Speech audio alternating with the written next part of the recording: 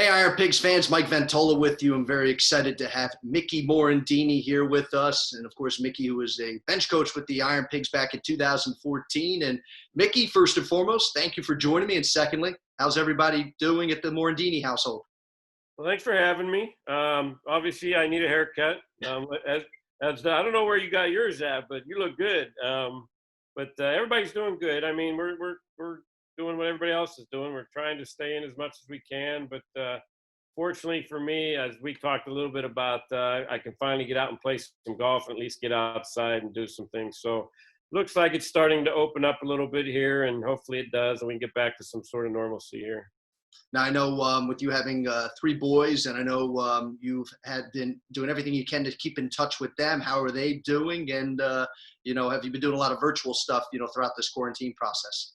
Well, actually, they work out of their apartment right now because both their jobs they weren't allowed to go in the office. So when that happened, they actually came home for a while. So we got to spend some time with them then. Then they went back, and then this weekend, my wife was like, "Let's just get up and drive somewhere and get out of here." So we went out to visit them in Indianapolis. So it was nice. And then my youngest, he goes to UCLA. He's obviously home because everything's remote right now, but hopefully he can go back, get back out there in the fall. But it's great seeing him. Great having, I know that everybody's spirits are down with this virus, but it has been great to be able to spend a little bit more time with the kids. So it's been fun. I know it's funny. You talk about the positive, being able to spend, a lot of time with family. Think about it right now. And I know for you being an ambassador for the Phillies, you normally be at Citizens Bank Park right now, especially if the Phillies were home or you were at some charitable event. Right. How weird is it though, being that you haven't been at a ballpark during this time? Yeah, it's different. It's definitely different. Everybody's obviously had to make adjustments. I've been doing a lot of the Zoom conferences with, college baseball teams and high school baseball teams. I've even done a 10U Little League team that they wanted me to just come on and talk to the kids and try and raise their spirits a little bit. And I've done a lot of personal videos for people that, have been down and like I said, their spirits are down. So it's been good in that aspect where I've been able to get on these conferences like this and utilize it. But there has been nothing for me to do outside of that. I mean, I can't go anywhere. I did a lot of speaking engagements. Like you said, I was at the home ballpark every night. I can't do any of that right now. So that kind of obviously hurts a little bit. But hopefully, baseball gets going here, hopefully sometime in early July. And I don't know if we'll ever see fans at a ballpark this year or not, but if we do, hopefully I can get back to the ballparks and start mingling with some fans and sponsors again.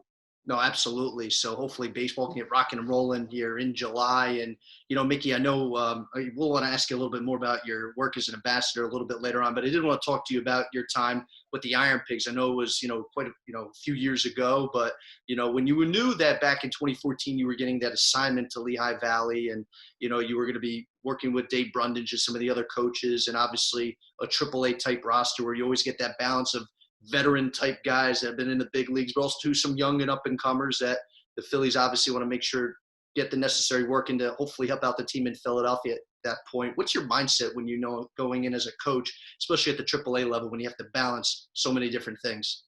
Yeah, it's AAA is not easy because you're getting a lot of guys on that are like 4A, we call 4A players that have a little bit of taste of coffee in the big leagues, but they're not the players that really have enough talent to stay up there. And then you have the prospects that, the Francos and the Altiers and those types of players that, you really got to concentrate on and keep getting them better and improving, what they do as a ball player. And so, you really gotta figure out what's best for the organization.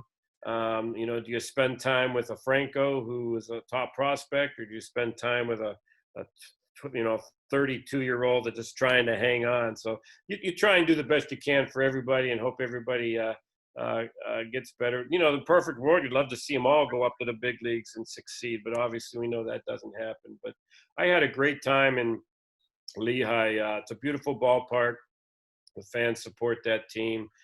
Fortunately for me, I was able to drive back and forth from my home here in Glen Mills to there. It was a little over an hour drive, so that was nice. I didn't have to, stay in a hotel or rent an apartment or anything like that. So I had a good time up there. I had a good coaching staff, and in Dave and Sal and who was the pitching coach? Ray Burris. Yep. So we had a great time up there. I know our wins and losses weren't where we wanted them to be, but I think we got Franco to the big leagues and Altier to the big leagues, and several other players and pitchers. So I think we did a good job there when we were there.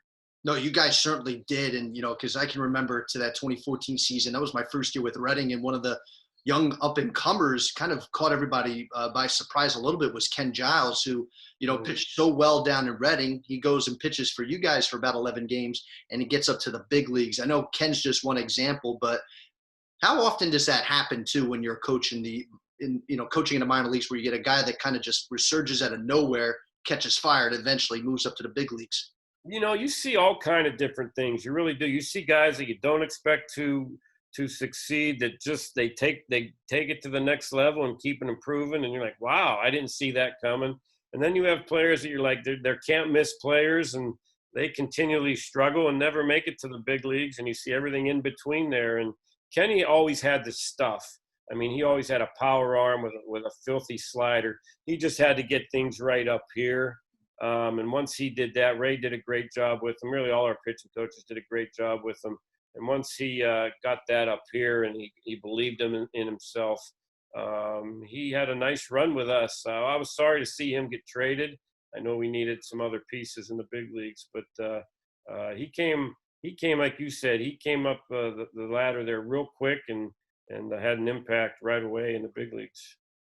What's cool too is because a lot of the guys you've coached in the minor leagues, have either been able to stay in Philadelphia, or like you said, they've been traded to other major league organizations. And of course, one guy being Hector Neris, Hector, who, had a good, strong start, with what he was doing in the minors, but now obviously what he's doing with the Phillies, up at the major league level, it's kind of tough during this time, because you see guys that, are starting to come in their own, even, as, a few years later since you last coached with them, hoping that we can get to some sort of season. But, especially where the Phillies are at right now, it looks like that they're really positioning themselves for a big step forward if they take the field here in 2020. I think so. And Hector's been a huge part of this team for a number of years now. And I actually coached Hector the whole way through. I had him in Williamsport when he first signed with the Phillies. And he had great stuff. His big thing was always the split finger. If he had that split finger working, he was going to get a lot of outs. And if he didn't have it working, he was going to get beat up a little bit. And we see that at the big league level with him now. When that split is working, he's almost unhittable. But I don't think anybody really saw him as a closer. They thought of more of as a setup guy, maybe a seventh, eighth inning guy. But he's taken that mentality to a different level, and he's done a real nice job in that closer's role. I know too, when I've talked to a few people saying I was going to get a chance to talk with you, they wanted me to ask you, I know you talked a little bit earlier about the proximity of being close to Lehigh Valley, especially with where you're living, when you got a chance to really see the ballpark for the first time, because, when you were last, a player, AAA was up in Scranton WilkesBarre. Right. What did you think of the facility? I know I've talked to some players, they speak highly of it, but, for you as a coach, what do you think it was having that type of facility for the players? I thought it was great. The batting cages were great. The proximity to, downtown and that type of thing was great. And the field's beautiful. The grass surface, the dirt, everything was great about it. The fans were close, pretty close to where, everybody felt like they were part of the game. And I just loved playing there. The atmosphere was great. I know the food was great. And then they made seats, and right after I left, they made the seats in the right or left field area there, which was really neat. They were always improving that there, and I loved it. I really did. They ran it good. Lindsay was there when I was there, and she did a great job running all the pregame stuff and in-game stuff. And I had a blast up there. I really would love to have been there when they were like in first place or competing for a playoff spot, because I'm sure that place would be electric, in a playoff run. It's crazy too, because, obviously you've been with the Phillies for such a long time, and you know as well as anybody what Philly fans are like, but now seeing it down to the minor leagues, because you've coached in Lehigh, you've coached in Williamsport, Lakewood, Reading, you've been all over the place, that Philadelphia charisma has carried itself all the way down to Williamsport. It seems like you mentioned earlier how the fans really just enjoy buying the Phillies baseball, even as young as it goes in Williamsport. You see it in every level with the Phillies because in Clearwater, we always have the highest attendance. In Lakewood, we're always one of the highest attendance. Reading, obviously, is off the charts. Lehigh is off the charts. I know after my 2014 season, I went back to Reading in 2015 because I had to fill in for our hitting coach there as a hitting instructor. And we actually had a really good team that year. We went to the championship game, and it was amazing, the fans that came out. We packed that place every night. It was incredible. Earlier too, when talking about your ambassador work, you're not one of the only ambassadors for the Phillies. I know with Dick Allen and Sarge, of course, Gary Matthews. Even too, like I know I'm sure they space you guys out for certain events, but for fans that are watching, how many events do you guys all come together and work? Is there certain opportunities for all three of you guys to be together in one spot? Dick doesn't do much anymore. He has trouble traveling right now. He's getting up there in age, and he's had some health issues. So he pretty much stays down in Florida. He may do some things down there in spring training. But really, I do most of the stuff out in the city. And then Sarge will do a lot of things at the ball yard with me. So I'll see Sarge a lot at the home games. We'll do some things together, or they'll split us up and do some things. But I mainly am the one that does all the stuff in this. I go visit schools, hospitals. Unfortunately, I got to go play in golf tournaments. Do you believe that? I know, so hard, Mickey. It is. And then, and all the stuff, the community stuff that we do, which I really enjoy. Coming into this job, I didn't know what to expect. Chris Wheels used to do it. And he wanted to buy a place in Florida and stay down there and play golf more. And so he kind of gave up his ambassadorship here. And it happened to just correlate with me getting fired as a coach when Gabe came in, and this job was open. And I'm like, yeah, I'll do that. But I didn't know what to expect. And I'm telling you what, I love it. This is my third year doing it. I've met so many great people and sponsors and fans. And hopefully I can do this for another 30, 40 years because I really enjoy what I'm doing. I was going to ask you how you came about to receiving this position, because I know, it was a little bit of a tough time, not being, a part of Gabe's staff when he came in, but, realizing that you were coaching all these years, and then you have to take off your coaching cap and now put on this ambassador's cap, was it just kind of, like you said, just a simple conversation, or was there more to you becoming an ambassador? It was a simple conversation. Dave Buck, who I've known forever, said, we have an opening here. Would you be interested in being the Phillies team ambassador? And, obviously at that point, I didn't know if I wanted to go coach somewhere else. I really, really wanted to stay in the organization. And I was happy to do it. And like I said, it's been great. I've thoroughly enjoyed it. I get a great group of people to work with. And I help, with the RBI program. And there's all different sorts of things that I do. But it's a lot of fun. I really enjoy it. Do you miss coaching at all? I do. I miss being on the field. What I miss the most is taking an athlete and watching him progress into a big leaguer, like a Maikel Franco or an Aaron Nola, or those types of players that, they have the talent, but, are they going to get there? And then they just keep getting better and better.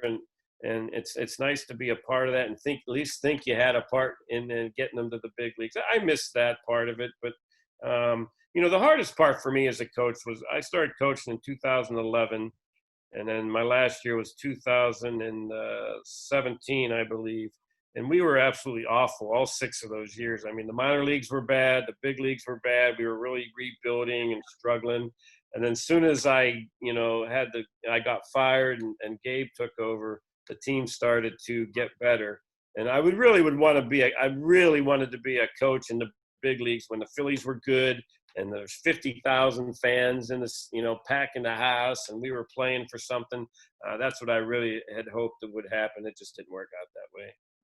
And I know too, because, the Phillies are so near and dear to your heart, when you think about most of your big league career, spending in a Phillies uniform, the playoff runs, getting the opportunity to, play in the World Series, as you kind of bring things full circle, you really sit back and think, man, I've really integrated myself as becoming a true Philadelphia Philly. Obviously, I had my days as a player, days as a coach, and now as an ambassador. Yeah, I've done a lot in this organization. I first got drafted in 1988, right after the Olympics, and I was a player for about 13 years, and I took a little time off, and I coached for 7, and I've been ambassador for 3, and I've done some different things in between there, and I just love the organization. It's a Dave Montgomery thing, that's for Yeah. sure. He was a big part of my life. He was like a father figure to me, and uh, taught me a lot about charitable work and all different sorts of things about working in the community. And obviously, we miss him very much. But the organization has done a great job to, use his name in future things, and we're always thinking about him. And um, you know, we love it. We love this organization. You rarely see a player say something bad about this organization, an ex-player. They're so good with their alumni. They always bring players back here and treat them like kings. So hopefully I can stay in this organization for a lot longer. No, and it's funny you mentioned that because I recently talked to Rich Thompson and Mike Cervenak, just some guys that were Iron Pigs players for a number of years, and one of the first things out of their mouths was how much they love the Phillies and love their time with the Philadelphia Phillies, and I think you said it too, just with what Dave Montgomery and his standard that he set for this organization. It's very rare how you hear guys that even whether they get traded or they get released, they still talk about how positive their experience was with the Philadelphia Phillies. Yeah, it's great. And like I said, they take care of the alumni, but you can tell during this pandemic here that, we're one of the few organizations that are still paying all the employees. They're even paying the minor leaguers still, I believe. And they've committed to doing that through October. There's not too many organizations out here that have done that, because I just read an article recently that a lot of teams are starting to, cut back on paying scouts and minor league players and all types of different things. So that goes to show how much they care about their employees. Mickey, when it's all said and done, when all this stuff is settled and, things get back to whatever the new normal may be or the old normal, what are you looking forward to most? Whether it's just getting back to a certain event, simply getting back to the ballpark, what are you looking forward to most? I think fans back at the ballpark is what I'm really looking forward to. Now, don't get me wrong. It's going to be awesome to turn on a TV, even though there's no fans in the stadium, and hear the crack of the bat and the pop of the mitt and see live baseball. I'm sure a lot of people right now are really tired of watching games where they already know the outcome, so it would be nice. And, I think we're going to be pretty good this year. I really do. I think our offense should be really good. The front end of that rotation is really good. We just need the back end of that rotation to step up and keep us in games. But I think we're going to be pretty competitive this year. It sounds like we're going to be playing the AL East and the NL East together, which there's a lot of tough teams in there. The schedule will be pretty tough, but hopefully with Joe leading the way, hopefully we can be competitive and get back to the playoffs. Couldn't have said any more, Mickey. Well, I want to thank you so much for joining me. It's great catching up with you, and I know Iron Pigs fans, I'm sure, excited to see your face. I know when talking with Kurt, he appreciates the well wishes that you've sent way back at the beginning of this pandemic. I know our fans appreciate it, and it's great, like I said, catching up with you, and hopefully looking forward to the day when we can actually see each other in person. Yeah, I need to get back up that way. I haven't been up that way for a few years. Hopefully, there's some events up there that I come up and be a part of, and hopefully I'll get a chance to see you and see everybody up there. And hopefully everybody up there is staying safe and getting back to some normalcy here. So everybody take care. Great seeing you.